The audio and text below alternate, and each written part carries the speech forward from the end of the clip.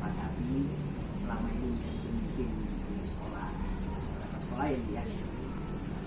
Ya tentunya selama Ibu melaksanakan kegiatan kepemimpinan di dalam prosesnya berjalannya pemimpinan itu tentu Ibu menemukan berbagai macam masalah tentunya ya. Ya dalam hal ini barangkali mungkin pasti ada permasalahan tersebut menjadikan Ibu menjadi dilema. Menjadi dilema. Nah ketika dilema ada dilema etika yang muncul, kemudian juga ada kebutuhan moral. Selama ini bagaimana Ibu mengidentifikasi kasus-kasus tersebut? Apakah masuk dalam rujukan moral atau masuk dalam dilema etika? Permasalahan sekolah yang saya hadapi kebetulan karena sekolah yang saya sudah pimpin itu ada dari 3 alur 19 kali dari 10 kali dari 7 kali dari 5 hingga sampai ke sini ke SD Pengajian 11 tadi. Itu masalahnya hampir seimbang ya antara dilema etik dan rujukan moral. Tapi rata-rata kalau untuk anak-anak jelas banyaknya di rujukan moral. Untuk kasus saya sendiri dan guru-guru itu lebih banyak dilema etika, diantaranya misalnya sekarang ini yang utamanya sekarang ini saya menjadi kepala sekolah di SD Pengajian 11 tadi sekaligus mendapat tugas tambahan menjadi PLT di Pengajian 1. Itu kadang ada dilema etika. Nah sama-sama dua-duanya tanggung jawabnya sama, walaupun yang satu PLT, tapi saya menganggap menjadi kepala sekolah adalah tanggung jawab yang sama, punya rasa kepedulian yang besar, punya tanggung jawab dari A sampai Z di sekolah itu. Nah artinya untuk kepentingan saya harus memikirkan sama-sama ini kan, sama-sama kerja, sama-sama bertanggung jawab, tapi akan saya pilih mana yang kepentingannya lebih banyak atau skala prioritasnya lebih diperlukan. Pakai skala prioritas Bu ya, ini ya, karena memang masalah kadang-kadang itu harus cepat mendapatkan saya yang bisa kita bagi. Nah selama ini itu bagaimana sih Ibu menjalankan pengambilan keputusan di sekolah itu, terutama untuk kasus-kasus di mana ada dua kepentingan, dua kepentingan yang sama-sama benar nih. Iya. Inilah yang agak kadang sulit. Yang pasti setiap kita mau menentukan pengambilan keputusan itu acuannya tetap pada peraturan dan kebijakan yang berlaku pemerintah ya, apalagi kita selaku ASN pasti acuannya tetap itu. Tapi kita juga ada beberapa langkah untuk pengambilan keputusan dilema itu. Yang pertama kita menentukan dulu siapa yang terlibat dalam masalah ini, kemudian dari orang-orang yang terlibat dalam masalah tersebut kita mengumpulkan juga fakta-fakta yang terkait dengan masalah yang terjadi. Terus dari setelah faktanya sudah terkumpul, itu kita uji mana sih yang benar, mana yang salah. Setelah kita udah menguji benar dan salah, itu paradigma benar, bagaimana paradigma salahnya bagaimana. Kemudian setelah itu kan melakukan resolusinya. Dari melakukan itu, tahap berikutnya yaitu investigasi datanya satu persatu. Setelah itu baru kita buat keputusan. Kalaupun sudah membuat keputusan, kita lihat lagi keputusan yang kita ambil sudah benar atau tidak. Kita refleksikan seperti ini. Lengkap sekali Bu ya langkah-langkahnya ya. Karena memang benar lawan benar itu atau dilema etika itu membutuhkan keputusan yang sama. Karena kalau kita salah mengambil keputusan, dampaknya akan pasti. Nah, Ibu hal-hal apa saja yang kiranya ini selama ini Ibu anggap efektif itu dalam pengambilan keputusan? Komunikasi ya. Komunikasi yang baik dalam kita menyelesaikan atau menyelesaikan masalah atau dalam proses pengambilan keputusan itu komunikasi, bermusyawarah. Kemudian kita cek and recheck. Komunikasi, cek and recheck. Baik. Nah kira-kira nih Bu, apa saja sih hal yang selama ini itu merupakan tantangan dalam Ibu mengambil keputusan? Banyak tantangan. Artinya kita harus, apalagi namanya manusia pasti ada keberpihakan. Kita ingin bersikap netral, tapi tetap kita menentukan mana kepentingannya yang lebih besar. Mana yang kepentingannya untuk orang banyak. gitu ya. Itu berarti kan itu tantangan. Kemudian rasa di hati ini loh tadi, ya kan, untuk kita bagaimana belajar menjadi orang yang netral, belajar bagaimana mampu membedakan. Ini semua sama-sama baik kan, kita itu dilema yang etik itu yang paling berat karena memang sama-sama baik dan sama-sama penting ya. Sekali lagi kembali ke skala prioritas ya. Prioritas Ya. ya. Jadi kalau ibu dalam memutuskan permasalahan baik itu dilema etika maupun etika moral, itu punya prosedurnya. Ada dong prosedurnya. Prosedur pertama seperti itu. Ya tadi ya langkah-langkah itu yang Langkahnya itu yang artinya agar keputusan tersebut benar-benar matang. kemudian tidak itu saja. Setelah kita melewati langkah-langkah itu, kita kan punya, apalagi di sekolah ya, kita punya stakeholder, kita punya wakil kepala sekolah, kita punya bagian kesiswaan, kita punya pengurus daerah. Artinya kita bersatu padu lah dalam rangka mengambil keputusan dalam menghadapi masalah, salah satunya masalah tersebut. Mereka lah juga yang mendukung yang Tim ya, Iya. tim yang mendukung dari permasalahan etika moral atau Iya. etika moral yang ibu hadapi untuk memutuskan permasalahan tersebut ya, Iya. dengan berkomunikasi tentunya. Betul. Nah ibu, dari semua yang apa yang sudah ibu sampaikan itu, pembelajaran apa sih yang dapat ibu petik dari pengalaman ibu mengambil keputusan? Pembelajaran yang saya dapat ambil itu banyak sekali ya. Di antaranya utamanya saya bisa mengatur diri saya untuk bisa menentukan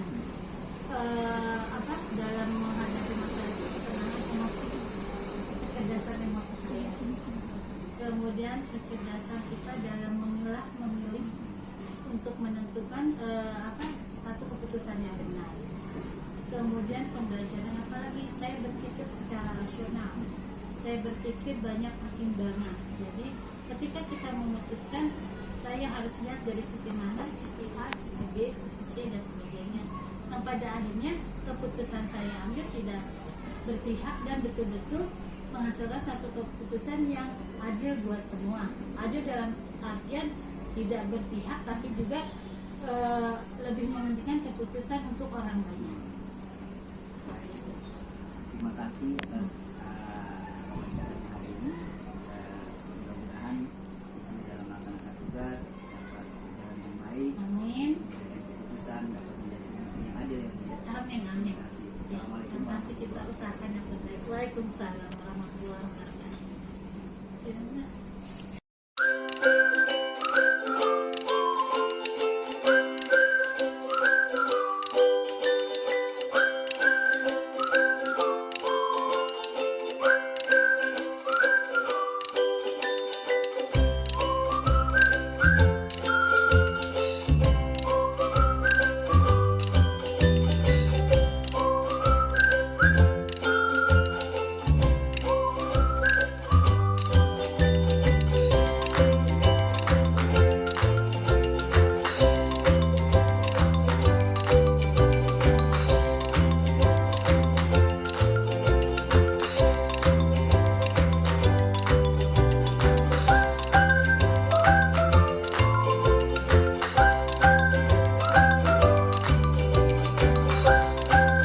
Bismillahirrahmanirrahim. Assalamualaikum warahmatullahi wabarakatuh.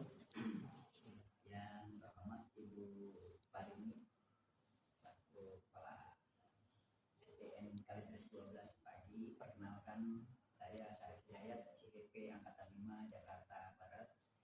Adapun kedatangan saya kemari bermaksud untuk sedikit berbincang tentang terkait dengan tugas-tugas yang Ibu laksanakan sebagai leader di SDN Kalideres 12 ini. Kita berbincang santai saja Bu ya.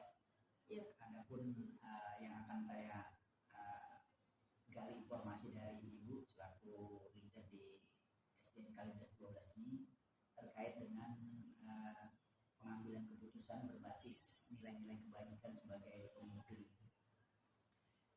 Ibu yang terhormat, tentunya dalam setiap kegiatan sehari-hari Ibu tentu menemukan berbagai macam permasalahan-permasalahan, baik itu yang masuk dalam kategori dilema etika maupun yang masuk dalam kategori rujukan moral. Nah, ada beberapa pertanyaan yang ingin saya sampaikan terkait dengan hal tersebut. Yang pertama, selama ini bagaimana Ibu dapat mengidentifikasi kasus-kasus yang merupakan dilema etika atau rujukan moral? Oke, terima kasih Pak Sarif. Saya Parini, Kepala Sekolah SDN Kajus 12.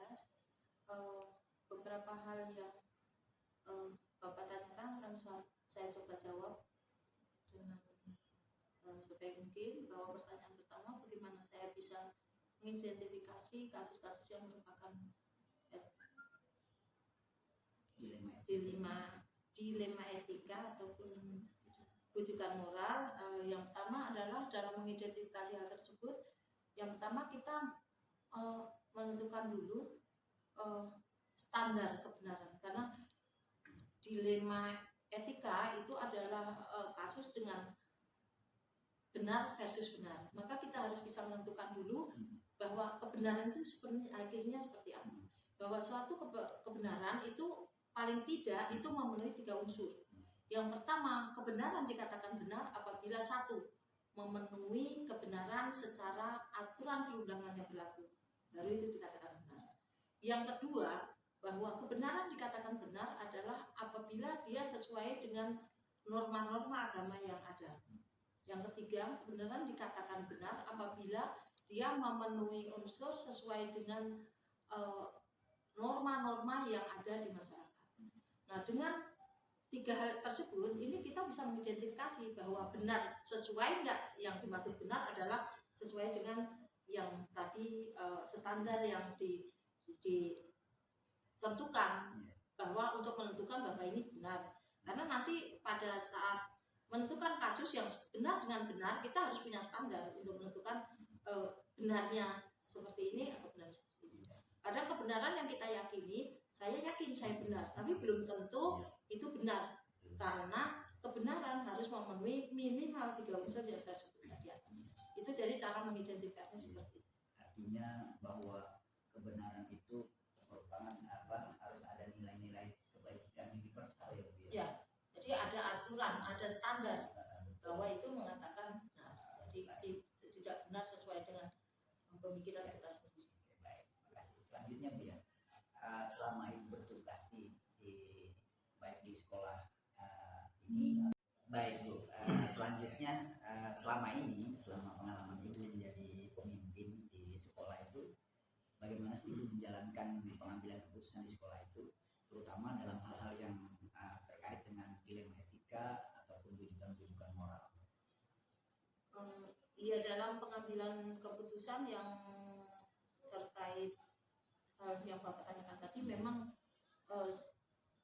sesuatu yang tantangannya lumayan berat, karena memang kita harus bisa menentukan bahwa keputusan itu yang kita ambil adalah yang benar dari yang paling benar, yang paling benar dari yang benar, dan yang terbaik dari yang paling baik. Karena dilema etika adalah benar versus benar, kan gitu. Sehingga kita harus menentukan bahwa yang kita anggap paling benar ini adalah memang yang bisa menyelesaikan semua permasalahan yang akan kita ambil keputusannya. Sehingga keputusan yang kita ambil harus bisa istilahnya menjadikan bahwa itu yang terbaik dari keputusan yang kita ambil.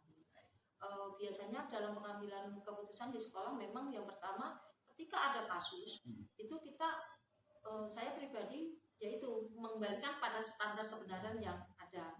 Setelah itu, setelah mengidentifikasi kasus itu, kita juga langkah-langkah lain, seperti misalnya mempertimbangkan atau meminta pertimbangan dari beberapa orang yang ada kaitannya dengan kasus yang kita hadapi, sehingga keputusan yang kita ambil nantinya itu sudah melalui beberapa pertimbangan. Berarti ada prosedurnya Bu ya, sebelum Ibu melakukan tindakan keputusan itu, Ibu juga mengkomunikasikan dengan mungkin orang yang dipercaya, kemudian juga mencari data-datanya untuk mengambil keputusan itu ya Bu. Betul. Baik Bu. Selanjutnya selanjutnya Bu, kira-kira nih hal apa saja yang selama ini Ibu anggap efektif dalam pengambilan keputusan? Kalau untuk pengambilan keputusan memang kalau saya pribadi yang paling efektif menurut saya, karena dari awal saya sudah punya standar tentang kebenaran dan benar dan salah, benar dan benar dan benar dan salah. Standar yang saya sampaikan pada awal pembicaraan kita tadi itu menjadi hal yang sangat efektif untuk saya untuk nantinya pengambilan keputusan itu bisa yang terbaik lah yang diambil. Nah Bu, kira-kira nih Bu, kalau kasus-kasus dilema etika, kemudian bidukan moral itu kan itu menantang ya buat Ibu ya. Kira-kira tantangan yang terbesar yang Ibu selama ini hadapi itu dalam pengambilan keputusan seperti apa Bu? Kalau tantangan yang terbesar memang saya merasa sendiri bahwa ini sesuatu yang luar biasa karena saya baru-baru ini mengalami jadi benar versus benar, dan saya harus menentukan. Tantangannya adalah bahwa keputusan yang akan saya ambil nantinya itu harus bisa menjadikan solusi dari semua permasalahan yang ada. Itu tantangannya di situ. Jadi artinya apapun keputusan itu nantinya harus bisa menjadikan solusi semua persoalan yang ada dengan berbagai tantangan yang berat, karena memang benar versus benar itu yang paling berat menurut saya. Kalau benar versus salah memang udah. Nah Bu, kalau Ibu mendapatkan tantangan bahwa harus menyelesaikan kasus dilema etika, terutama itu ya Bu ya. Nah, kira-kira apakah Ibu punya waktu? Apakah Ibu harus menyelesaikan hari itu juga, atau mungkin Ibu punya jeda waktu, mungkin harus dipikirkan dulu, atau mungkin Ibu selesaikan saat itu juga gitu? Kalau untuk penyelesaian suatu kasus yang berkaitan dengan dilema etika itu saya tidak punya jadwal khusus, tidak ada jadwal khusus, tetapi nanti semua menyesuaikan dengan kasus yang kita hadapi saat itu gitu. Jadi kalau misalnya begitu ada kasus itu tidak terjadwal hari ini selesai tentang identifikasi, misalnya besok bisa apa, tidak seperti itu. Tapi begitu ada permasalahan maka segera diselesaikan dengan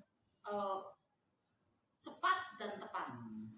Artinya tahap-tahap tetap kita jalankan, bahwa ini benar, tapi benarnya seperti apa. Jangan sampai nanti ada hal yang ternyata tidak bisa diterima di keputusan akhirnya, itu tidak memuaskan semua pihak gitu. Sehingga kalau jadwal tertentu tidak ada, tetapi kita sesuaikan dengan ketika ada keputusan yang harus kita ambil, maka tahap-tahapan kita lakukan identifikasi, terus kita juga mempertimbangkan beberapa hal, mungkin masukan atau kondisi saat itu atau hal-hal lain. Yang pertimbangan paling besar adalah apabila keputusan yang kita ambil itu nantinya harus bisa menjadi hal terbaik atau solusi terbaik pada permasalahan yang kita hadapi, sehingga keputusan itu dapat memuaskan semua pihak supaya untuk kita menjalankan keputusan itu dengan baik gitu. Sehingga kalau jadwal khusus, misalnya bulan November identifikasi, Desember pengambilan keputusan, tidak ada gitu. Sehingga kita menyesuaikan dengan kondisi saat itu, kondisional istilahnya. Nih kira-kira kalau misalnya Ibu kan dalam mengambil keputusan, terutama di dilema etika itu kan pasti ada orang yang Ibu ajak berbicara itu dalam memberikan pertimbangan gitu. Kira-kira nih siapa sih orang yang Ibu anggap bisa membantu Ibu dalam mengambil keputusan?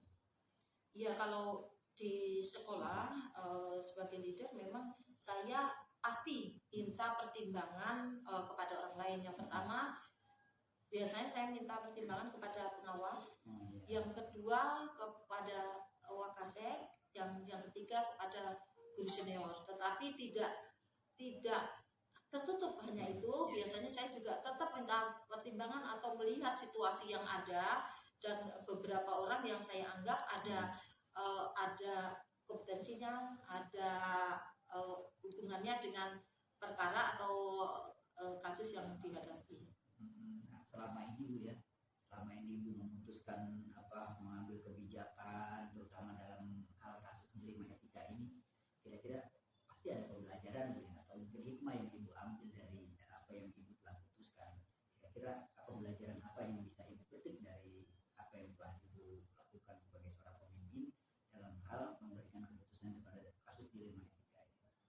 memang pembelajaran ini sangat luar biasa, terutama untuk saya merasakan karena memang benar versus benar itu sesuatu tantangan yang luar biasa. Maka ketika pengambilan keputusan segala sesuatunya harus kita pertimbangkan masak-masak apa, bagaimana, dan akan seperti apa. Maka pembelajaran yang saya ambil adalah ternyata bahwa ketika kita menjadi seorang pemimpin, walaupun kita sudah merasa benar, tetap kita harus mempertimbangkan kebenaran-kebenaran yang ada di sekitar kita. Itu yang pertama. Bahwa yang kedua, sebagai seorang pemimpin, ternyata kita harus sebijaksana mungkin dalam hal mengambil keputusan, harus hati-hati banget, karena apapun yang kita ambil nantinya itu akan menentukan jati hidup orang, banyak istilahnya, paling tidak ada hidup di sekolah tersebut gitu, seperti itu. Jadi pembelajaran untuk saya seperti itu. Jadi ketika ada masalah, paling enggak, walaupun kita kadang mungkin merasa ini kan hak saya untuk menentukan, tetapi tetap kita harus mempertimbangkan beberapa hal. Apapun harus bijaksana, itu masih ada tingkatan lagi, bijaksana dan bijaksana mungkin. Gitu. Baik Ibu. Nah, luar biasa ya perbincangan kita pada hari ini ya, sangat menarik, dan sebenarnya masih banyak yang harus saya gali lagi dari kepemimpinan teman-teman Ibu, terutama Ibu juga itu. Tapi karena mungkin keterbatasan waktu ya, mohon maaf, dan saya ucapkan terima kasih atas waktu yang sudah Ibu luangkan bagi saya untuk menjalankan tugas ini. Terima kasih Bu. Assalamualaikum warahmatullahi wabarakatuh. Waalaikumsalam warahmatullahi wabarakatuh.